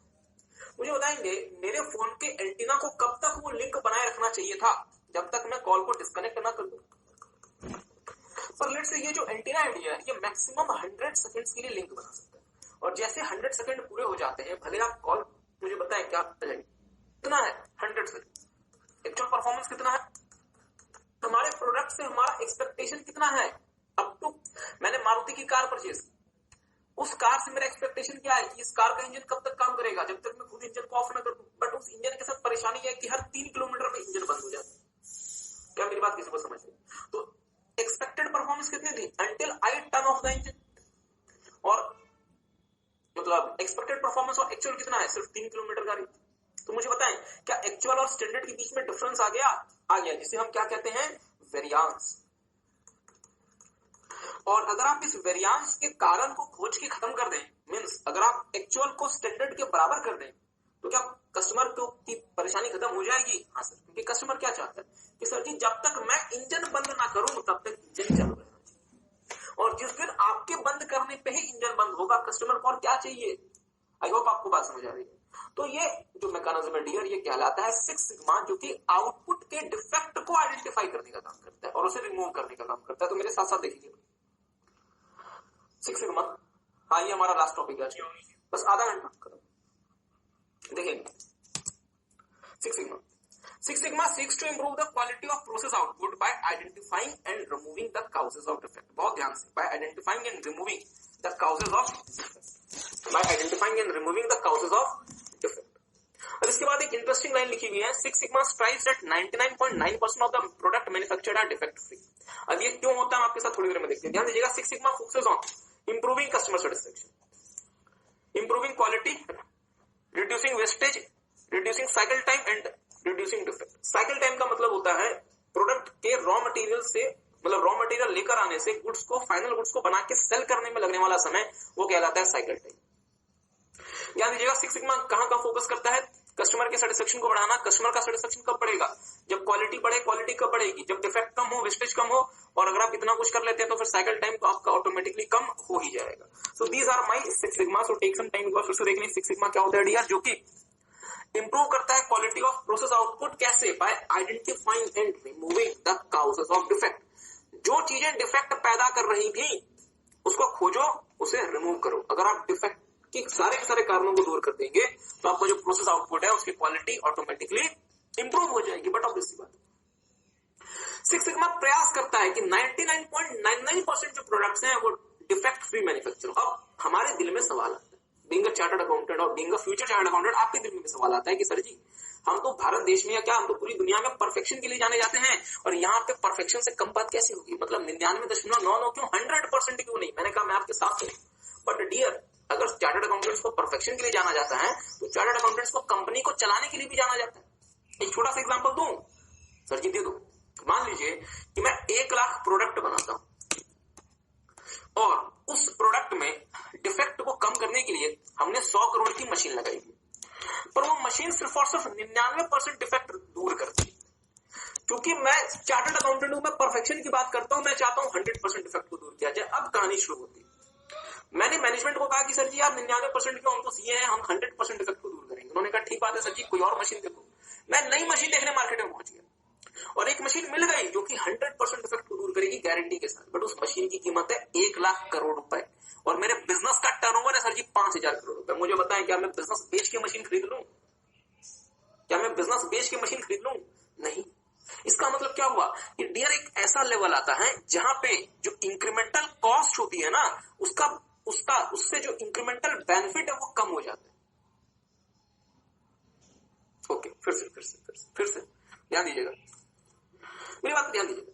मान लीजिए कि मैं कॉस्ट इंकर करता हूं लेट से और बेनिफिट, मैं कॉस्ट इंकर करता हूं 100 रुपए, बेनिफिट मिला 900 रुपए। क्या मुझे जाना चाहिए? हाँ सर जी, 100 रुपए का खर्चा करके 900 का बेनिफिट मिल रहा है, जल्दी जाओ। कॉस्ट इंकर किया 200, बेनिफिट 800, डाउन। मतलब इंक्रीमेंटल मैंने कितना किया? ओके, मतलब इसके बाद मैं अगर कॉस्ट इंकर करता हूं, चलिए इसको थोड़ा सा ऐसे लिखते हैं कि मैंने पहला 100 रुपए खर्च किया, मुझे बेनिफिट मिला 900, क्या मुझे जाना चाहिए? हाँ। मैंने अगला 100 खर्च किया, मुझे बेनिफिट मिला 800, क्या जाना चाहिए? हाँ। मैंने इसके बाद अगला 100 खर्च किया, बेनिफिट मिला 700, क्या भी जाना चाहिए? हाँ। मुझे बताएं मुझे कब तक जाना चाहिए? जब सर जी 100 का खर्चा करके यदि 100 का बेनिफिट मिले तो वहां तक चले जाओ। बट एक सिचुएशन कंसीडर करें, मैंने खर्चा किया 100, बेनिफिट मिला 0, क्या मुझे जाना चाहिए? मुझे बताएं, खर्चा किया 100 रुपए, बेनिफिट मिला 0, क्या मुझे जाना चाहिए? बीइंग अ चार्टर्ड अकाउंटेंट नहीं, क्योंकि सर जी ये जो इंक्रीमेंटल कॉस्ट है, इंक्रीमेंटल कॉस्ट मतलब 100 रुपए, ये इंक्रीमेंटल बेनिफिट कितना है? 0, means incremental cost exceeded incremental benefit, so will not go. और हम कहां तक रुक जाएंगे? जहां तक मेरी इंक्रीमेंटल कॉस्ट या तो मतलब जहां तक मेरा इंक्रीमेंटल बेनिफिट या तो इंक्रीमेंटल कॉस्ट से ज्यादा होगा या इंक्रीमेंटल बेनिफिट कम से कम इंक्रीमेंटल कॉस्ट के बराबर होगा। मतलब जैसे मेरा इंक्रीमेंटल बेनिफिट इंक्रीमेंटल कॉस्ट से घटने लगेगा, मैं उसके आगे प्रोसीड नहीं करूंगा, क्योंकि भले हम ये तो है, बट सर जी हम परफेक्शन के साथ साथ हम कंपनी को भी तो चलाएंगे ना, कंपनी दुआ थोड़ा ना दे। इसलिए हमने क्या देखा कि अगर आप 99.99% डिफेक्ट भी अगर आप घटा देते हैं तो ये बहुत बड़ी संख्या होती है, ये कोई छोटी क्वांटिटी नहीं होती, it is a huge quantity. इसमें हमारा काम चल जाएगा। सिर्फ इस चक्कर में कि 100% डिफेक्ट खत्म करना है, उस चक्कर में कंपनी हमारी बंद हो जाए, कंपनी दिख जाए, इसका कोई फायदा नहीं है। ठीक बात, ओके। तो ध्यान से देखेंगे six sigma versus other quality improvement programmes. ये बातें आपने बीपीआर में भी देखी थी और ये बात आपने आपने टीक्यू में भी देखी थी, बट हम आपके साथ सिक्स सिग्मा में भी देखेंगे। ध्यान दीजिएगा, six sigma is customer focused. ध्यान दीजिएगा, इसका मतलब ये नहीं कि टीक्यू और बीपीआर कस्टमर फोकस नहीं थे, वो भी थे, बट सिक्स सिग्मा सिर्फ और सिर्फ कस्टमर को फोकस करता है, क्योंकि कस्टमर किससे कंसर्न होता है? क्वालिटी से। ध्यान दीजिएगा, अगर मैं सेलफोन बनाता हूं, customer is only concern about cellphone. Customer को इस बात से मतलब नहीं है कि आपने सेलफोन बनाने के लिए कौन सा प्रोसेस अपनाया था। कस्टमर कहता है यदि सेलफोन में डिफेक्ट नहीं है, आई एम वेरी हैप्पी। अगर सेलफोन में डिफेक्ट है, इसका मतलब आपने कुछ भी प्रोसेस किया, हमें मतलब नहीं है, हम आपकी कंपनी से फ्यूचर में डील नहीं करेंगे। और सिक्स सिग्मा क्या करता है? उसी डिफेक्ट के कारण को आइडेंटिफाई करके दूर करता है। मतलब सिर्फ और सिर्फ ऐसी चीज पे सिक्स सिग्मा फोकस करता है जो कि कस्टमर से डील करती है। आई होप आपको बात समझ में आगे देखिएगा डियर। और अगर आप सिर्फ और सिर्फ कस्टमर पे डील फोकस करेंगे तो आप ज्यादा रिटर्न प्रोड्यूस करेंगे, जो आप पे इन्वेस्टमेंट की जाएगी। जैसे फॉर एग्जांपल डियर, यदि मैं बीपीआर करता हूं तो क्या फ्री में बीपीआर हो जाएगा? आपके पैसे लगेंगे, टीटीएम के भी पैसे लगेंगे, इसी तरीके से डियर सिक्स सिग्मा के भी पैसे लगेंगे। पर यदि मैं सिक्स सिग्मा करता हूं जो कि सिर्फ और सिर्फ कस्टमर पे फोकस है, तो सिक्स सिग्मा मुझे ज्यादा रिटर्न कमा के देगा उसके इन्वेस्टमेंट में। ध्यान दीजिएगा, six sigma produces higher return on investment compare to other improvement programmes. Reason क्या है कि ये कस्टमर पे फोकस है और ये सिर्फ और सिर्फ कस्टमर की बात करता है। और तीसरा, six sigma changes how management operates, it makes senior executive accountable. ये बहुत महत्वपूर्ण है। टीक्यूएम में पूरी कंपनी को रिस्पांसिबल माना जाता है, बट सिक्स सिग्मा में हम टॉप मैनेजमेंट को बाउंड करते हैं कि सर जी टॉप मैनेजमेंट तुम्हें जिम्मेदार हो, तुम्हें पार्टिसिपेट करना पड़ेगा सिक्स सिग्मा के लिए। जैसे फॉर एग्जांपल आपकी एक प्यारी कंपनी जनरल इलेक्ट्रिक, इसने भी सिक्स सिग्मा अपनाया था और वहां पे क्या हुआ था डियर, 40% जो आपके टॉप एग्जीक्यूटिव का बोनस है वो इस बात पे डिपेंड करता था कि आपका सिक्स सिग्मा का रिजल्ट क्या है। मतलब सिक्स सिग्मा में डियर दो चीजें बहुत महत्वपूर्ण है, ध्यान दीजिएगा। एक तो होती है ट्रेनिंग और दूसरा होता है participation of the top employees, मतलब participation of the top management. और सिक्स सिग्मा ने और जनरल इलेक्ट्रिक ने जो सिक्स सिग्मा अपनाया था, वहां पे 40% तक जो बोनस था डियर उनके एग्जीक्यूटिव्स का, वो सिक्स सिग्मा की कामयाबी पे डिपेंड करता था। इसका मतलब अब एग्जीक्यूटिव को सारे कामों को छोड़ के सिक्स सिग्मा पे फोकस करना पड़ेगा और देखना पड़ेगा कि सिक्स सिग्मा आपका सही से काम कर रहा है या नहीं कर रहा। सो टेक सम टाइम, एक बार इसे पढ़ेंगे six sigma versus other quality improvement programme, और एक बार ये पढ़ेंगे six sigma as a system of management. ये दोनों ये जल्दी से पढ़ेंगे। हाँ, आपकी जो क्वेरी है, मैं किसकी क्वेरी, आईटी की, ओके, तो मुझे एक बार दिखा दीजिएगा। ठीक,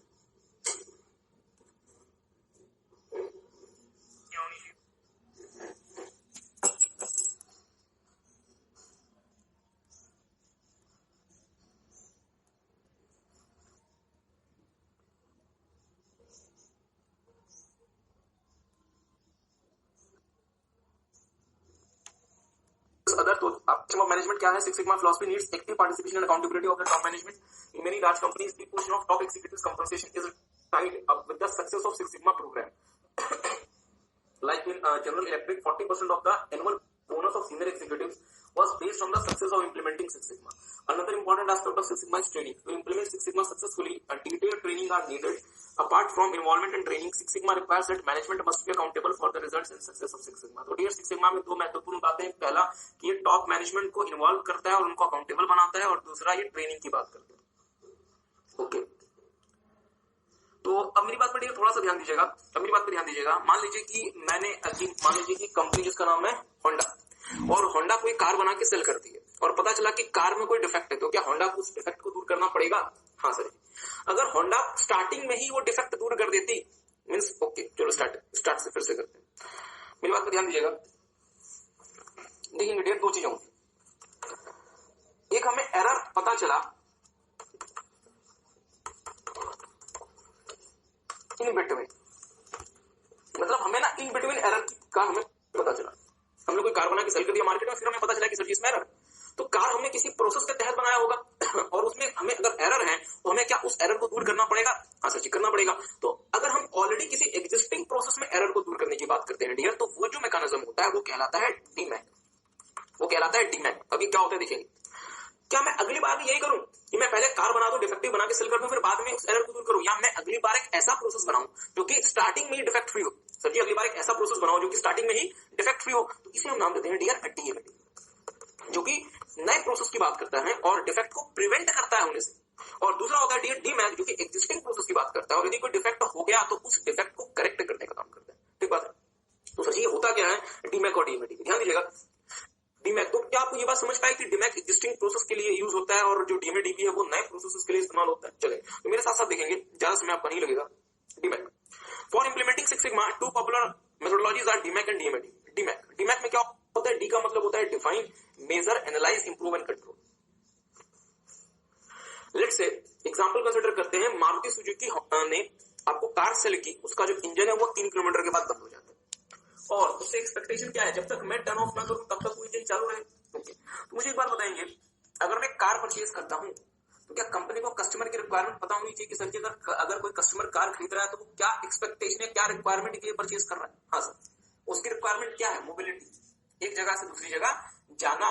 और अगर आपको एक जगह से दूसरी जगह जाना है तो सबसे क्रिटिकल एस्पेक्ट क्या है? इंजन। यदि इंजन ही बंद हो जाएगा तो क्या आप एक जगह से दूसरी जगह मोबिलिटी कर पाएंगे? नहीं कर पाएंगे। तो इसका मतलब ये हुआ कि सबसे पहले, सबसे इनिशियल स्टेज में कंपनी को पता होना चाहिए कस्टमर रिक्वायरमेंट क्या है, और कंपनी को पता होना चाहिए कि कौन से एरिया बहुत इंपॉर्टेंट है कस्टमर के सेटिस्फेक्शन के लिए, जिसको हम नाम देते हैं area critical to customer satisfaction, that is critical to quality. बहुत ध्यान से मेरी बात ध्यान दीजिएगा। हमने दो बातें, पहला हमने कहा कि कंपनी को पता होना चाहिए कस्टमर की रिक्वायरमेंट क्या है, और दूसरा कंपनी को पता होना चाहिए कि कस्टमर क्या चाहता है हमसे, मींस ऐसे कौन से एरिया हैं जो कि कस्टमर के सेटिस्फेक्शन पे असर डालते हैं, ताकि मैं उन एरियाज को फर्दर इंप्रूव कर सकूं। तो अगर मैं कार बेचता हूं तो मुझे पता होना चाहिए कस्टमर की रिक्वायरमेंट क्या है। सर जी मोबिलिटी, एक जगह से दूसरी जगह जाना, और कस्टमर के सेटिस्फेक्शन को क्या असर करेगा? इंजन। इसलिए इंजन को आप क्या करें? फर्दर इंप्रूव करें, क्योंकि इंजन क्या है? Critical to quality, CTQ. क्या ये बात आप समझ पाए? ओके, अब मुझे बताएंगे इंजन में क्या परेशानी है कि सर जी इंजन 3 किलोमीटर के बाद बंद हो जाता है, और मेरी एक्सपेक्टेशन क्या है? जब तक मैं उसे टर्न ऑफ ना करूं वो बंद ना हो। मतलब मुझे मेजर करना है क्या? वेरिएंसेस ऑफ प्रोसेस आउटपुट, मतलब प्रोसेस आउटपुट। इंजन जिस प्रोसेस से बन के निकला उस प्रोसेस में क्या आ गया? वेरिएंस आ गया। सर जी क्यों? क्योंकि इंजन की एक्चुअल परफॉर्मेंस कितनी है? 3 किलोमीटर। स्टैंडर्ड परफॉर्मेंस कितनी? Until I turn off. इस वेरिएंस को आप क्या करें? मेजर करके छोड़ दें, क्या उसे एनालाइज करें? एनालाइज करें मींस उस वेरिएंस का रूट का उस खोजें कि सर जी यदि वेरिएंस है तो क्यों है। लेकिन लिखेंगे एनालाइज में possible cause of process output variations are identified and analyse to determine the root cause of variation. कि डियर अगर वो वेरिएंस है तो उसका रीजन क्या है, what is the possible reason, और उसके रूट काउज में एंटर करें उस वेरिएशन के। चलिए मुझे उसका रूट काउज पता चल गया तो क्या करें, इंप्रूव करने के लिए जो एक सॉल्यूशन को आइडेंटिफाई करें और उसे इंप्लीमेंट करते हैं ताकि उस वेरिएंस को दूर किया जा सके। Improve here most important appropriate solution identified and implemented. मुझे एक बात सोच के बताएं, अगर मैंने सॉल्यूशन इंप्लीमेंट कर दिया तो क्या मैं फिर से चाहूंगा कि मेरी कार दोबारा से खराब हो जाए, या अगर फिर से ऐसा कोई सिचुएशन आता है तो क्या मैं दोबारा से स्टार्टिंग से सब कुछ करूं, या मैं जो पिछली बार मैंने किया था उसे मैं डॉक्यूमेंट करके रखूं और मैं अगर भविष्य में कोई सिचुएशन है तो उसे मैं इंप्लीमेंट कर दूंगा। तो फाइनली हम क्या करते हैं dear, control related steps are taken, that is process standardised and documented. मतलब पूरे के पूरे प्रोसेस को जिसको आपने इंप्लीमेंट किया था उसे स्टैंडर्डाइज करें और उसे डॉक्यूमेंट करें ताकि भविष्य में ये सेम परेशानी आ जाए तो आपको दोबारा से डिफाइन, मेजर, एनालाइज और इंप्रूव में ना जाना पड़े, सीधा आप सॉल्यूशन को इंप्लीमेंट करने झंझट ही खत्म। आई होप आपको बात समझ, जैसे भविष्य में परेशानी आएगी सीधा सॉल्यूशन इंप्लीमेंट कर दे, झंझट खत्म। ठीक बात है। सो टेक सम टाइम, दोबारा से देख लें डीमैट।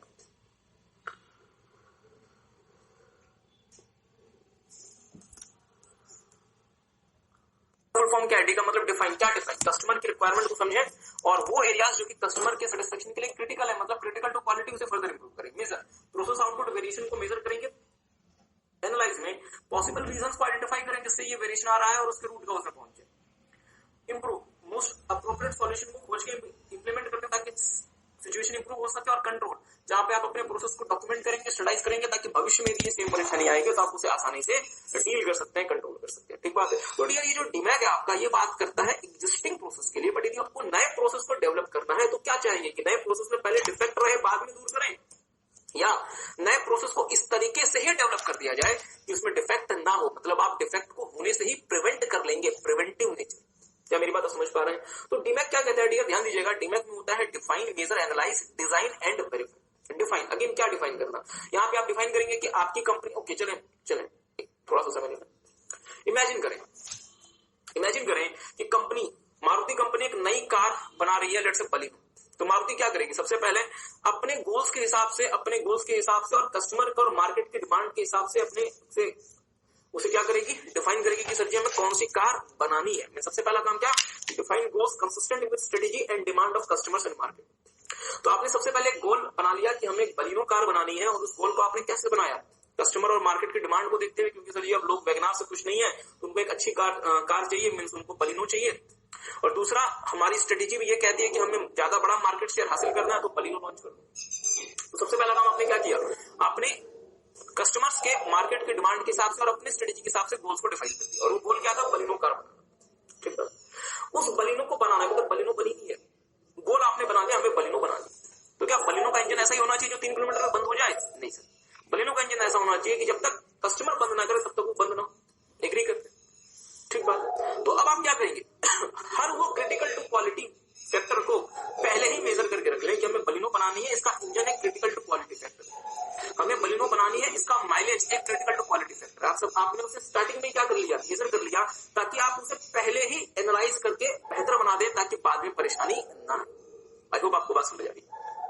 तो measure, identify the factors that are critical to quality, मतलब सीटीक्यू। तीसरा, analyse, after the measurement of different processes analyse to create the best process improvement design. जैसे आपने अलग अलग प्रोसेसेस को मेजर कर लिया, उन प्रोसेसेस को एनालाइज करें ताकि सबसे ज्यादा बेहतर प्रोसेस इंप्रूवमेंट डिजाइन को तैयार किया जा सके, सबसे ज्यादा बेहतर बलिनो बनाई जा सके जो कि डिफेक्ट फ्री हो।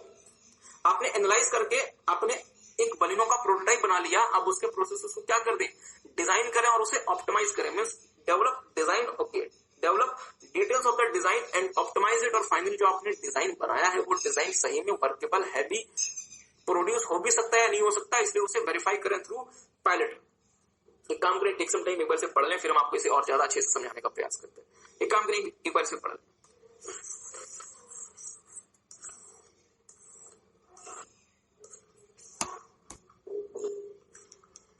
आई होप सबने पढ़ लिया।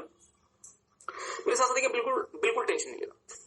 डीमैग जो था डियर, वो एग्जिस्टिंग प्रोसेस की बात करता है, डीएमए नए प्रोसेस की बात कर रहा है। आपको एक नया प्रोसेस बनाना है, आपको एक नई कार बनानी है, आपको बलिनो बनानी है। तो सबसे पहले क्या करें, डिफाइन करें, क्या अपने स्ट्रेटेजी, कस्टमर की डिमांड और मार्केट की डिमांड के हिसाब से गोल्स को डिफाइन करें। और वो गोल क्या है, ऐसी बलिनो बनानी है जिसमें कोई भी डिफेक्ट ना हो। मेजर करें, क्या हर वो फैक्टर जो कि कस्टमर के सेटिस्फेक्शन के लिए क्रिटिकल है उसे पहले ही मेजर करके रखें। ठीक बात है। तीसरा, एनालाइज, उसे मेजर करने के बाद एक ऐसा प्रोसेस का डिजाइन तैयार करें जो कि आपके गोल को आपको अचीव करके दे सके। तो देखेंगे एनालाइज, जैसे आपने डियर अलग अलग फैक्टर्स को मेजर कर लिया, उनको एनालाइज करें ताकि आप बेस्ट प्रोसेस इंप्रूवमेंट का डिजाइन आप प्रिपेयर कर सकें।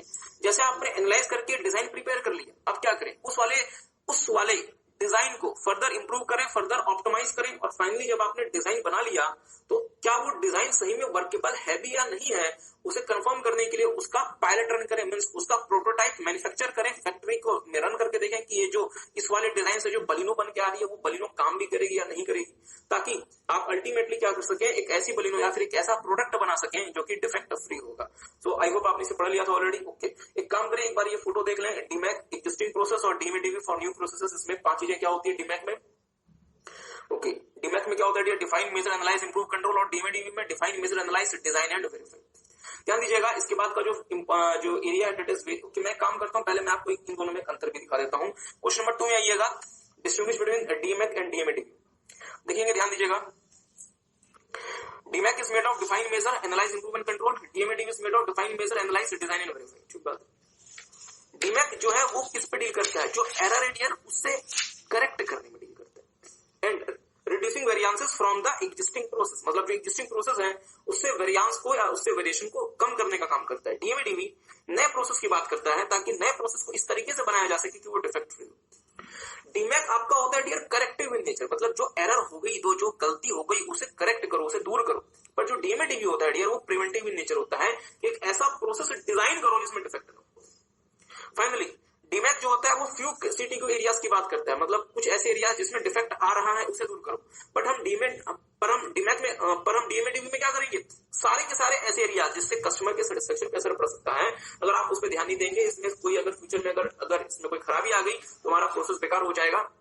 तो हर वो एरिया जिसमें इश्यू आ सकता है उसे पहले से ही ठीक करके चलेंगे डीएमडीवी में। और डीमैक में फ्यू सीटीक्यू एरिया इसलिए क्योंकि सारे में तो डिफेक्ट नहीं आया, जिसमें डिफेक्ट आया उसे दूर कर दें, और आप भविष्य में एक ऐसा प्रोसेस ही डिजाइन कर लें जिसमें किसी भी क्रिटिकल एरिया में डिफेक्ट ना आए, मतलब सारे के सारे जो सीटीक्यू एरियाज है उसमें आप फोकस करके इस तरीके का प्रोसेस आप डिजाइन करेंगे जिसमें डिफेक्ट ना आए। आई होप आपको बात समझ आ रही है।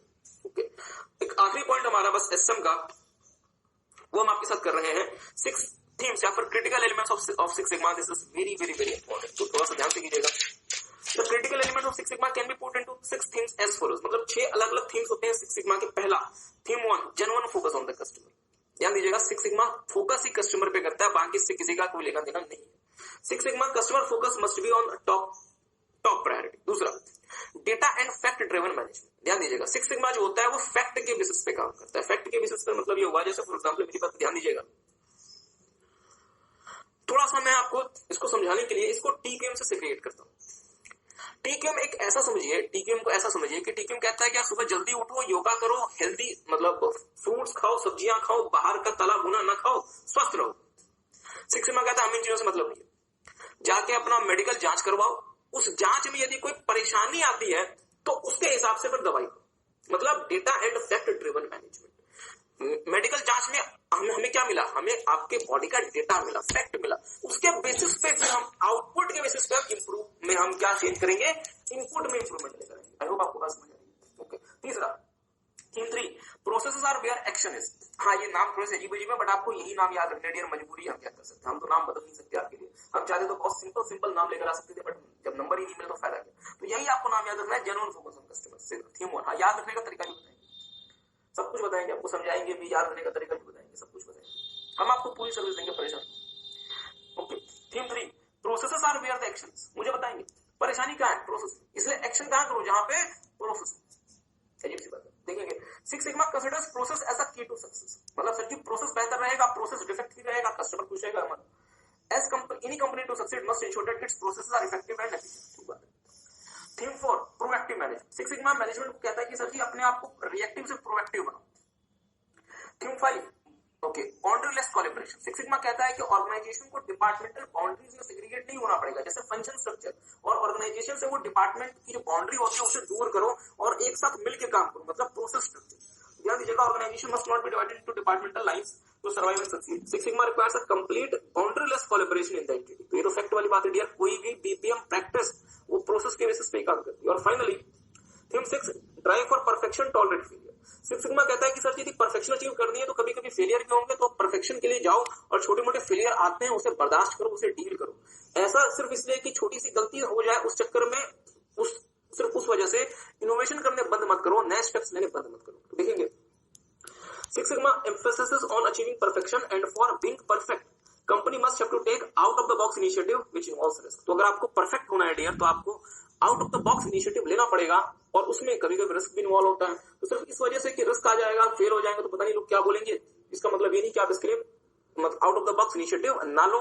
परफेक्शन अचीव उसी को होती है जो कि थोड़ा बहुत जो फेलियर है उसे टॉलरेट कर सकता है। ठीक है, सो टेक सम टाइम, एक बार से देख लें, फिर से याद रखने का आपको छोटा सा तरीका बताते हैं।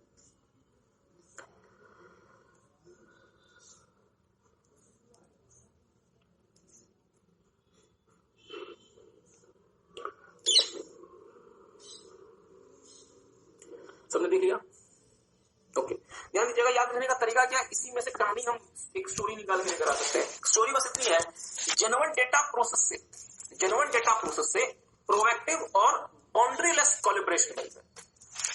जेन्युइन डेटा अगर प्रोसेस करोगे तो क्या होगा, प्रोएक्टिव और बाउंड्रीलेस कोलैबोरेशन मिलेगा, जिससे परफेक्शन मिलती है, जिससे कंपनी में परफेक्शन आएगी। देखेंगे, मेरी बात को ध्यान दीजिएगा, ये जो थीम है ये इसी ऑर्डर में याद होनी चाहिए। थीम आप ऑर्डर चेंज ना कर देते, तो ये नहीं कि आपने कहानी बनाने के चक्कर में थीम का ऑर्डर ही बदल दिया, इंस्टीट्यूट आपके मार्क्स का ऑर्डर बदल देगा। तो आपको ऑर्डर सेम रखना है। तो कहानी क्या बना सकते हैं हम, सबसे आसान, जेन्युइन डेटा प्रोसेस से प्रोएक्टिव और बाउंड्रीलेस कोलैबोरेशन मिल गया, जिससे हम परफेक्शन की तरफ जा सकते हैं। तो सर जी सबसे पहला पॉइंट क्या, genuine means genuine focus on the customers.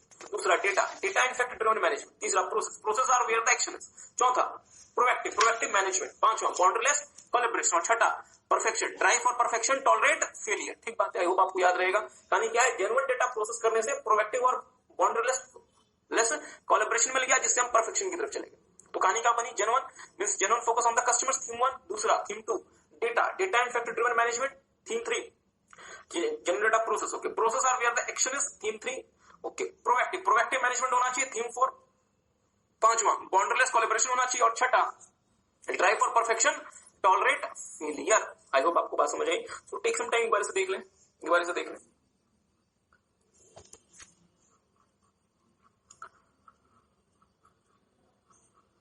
तो सिर्फ एक छोटी सी बात ये बताना चाह रहे हैं कि हमारा एक YouTube चैनल है, हाँ, साकिब भिड़िया के नाम से। फिर से हमारा एक YouTube चैनल है जिसका नाम है साकिब भिड़िया। आप सारे बच्चे जरूर से इस चैनल को सब्सक्राइब कर लें, और आपके जितने भी इंटर या आईपीसीसी वाले दोस्त हैं उनसे भी इस चैनल को सब्सक्राइब करवा दें। क्या करें, हाँ, आप तो शायद चैनल के थ्रू ही आए क्लास में, अच्छी बात। तो ध्यान दीजिएगा, इस वाले चैनल में हम आपके साथ कुछ रिवीजन वीडियोस भी अपलोड कर रहे हैं, और ऑलरेडी भी बहुत सारे वीडियोस अपलोड किए हैं, और आपके साथ साथ हम यहाँ पे क्वेश्चंस भी बहुत सारे डिस्कस करेंगे, और साथ में आपको आईटीएस में रिवाइज कैसे करना चाहिए, और जो आरटीपी इंस्टीट्यूट इशू करेगा उस आरटीपी का भी डिस्कशन, एमटीपी का भी मतलब डिस्कशन, और हम भी अपने से मॉक टेस्ट पेपर्स लेकर आएंगे, जिसका भी हम आपके साथ यहाँ पे सॉल्यूशन करेंगे। तो आप सारे बच्चे साकिब भिड़िया नाम के चैनल को जरूर से सब्सक्राइब कर लें, और जो बच्चे हमसे ऑनलाइन या हमसे जो पेन ड्राइव के थ्रू क्लासेस ले रहे हैं उन्होंने ऑलरेडी सब्सक्राइब कर लिया होगा, क्योंकि यहाँ पे आप अपने डाउट्स भी, और हाँ, हम ना आपके साथ लाइव भी आएंगे, बट अभी नहीं, लाइव आने का शेड्यूल हम अनाउंस कर देंगे। जो भी आपके डाउट्स हैं, जो वीडियो वाले बच्चे हैं उनके पास तो खैर ऑप्शन नहीं है, वो तो खैर हमसे लाइव के थ्रू पूछ सकते हैं, और जो फेस टू फेस वाले बच्चे हैं या वीडियो वाले बच्चे भी जो दिल्ली में रहते हैं, हमारे ऑफिस अगर आ सकते हैं तो यहाँ भी आप आके अपने डाउट्स लेकर आ सकते हैं। और लेट्स से अगर आप यहाँ ना आ सके तो हमसे आप फेसबुक या यूट्यूब लाइव के थ्रू भी मतलब कनेक्ट होकर आप अपने डाउट्स हमसे पूछ सकते हैं, तो वहां भी हम आपके डाउट्स का आंसर कर देंगे। तो आज हम आपके साथ और कुछ नहीं कर रहे, आज हम किसी रिवीजन की बात नहीं कर रहे, कैसे रिवाइज करना है, कैसे क्या करना है, कुछ भी नहीं। आज बस आप इतना कुछ रिटेन करें, आप इसे रिटेन करेंगे, और बाकी इसके अलावा जो सप्लीमेंट और जितना हो सकता है वो हम आपको यूट्यूब के थ्रू प्रोवाइड कर दिया करेंगे। तो dear, wishing you guys a very very very best of luck for exams. उन बच्चों को जिनका आईटी ऑलरेडी कंप्लीट हो चुका है और जिनका एसएम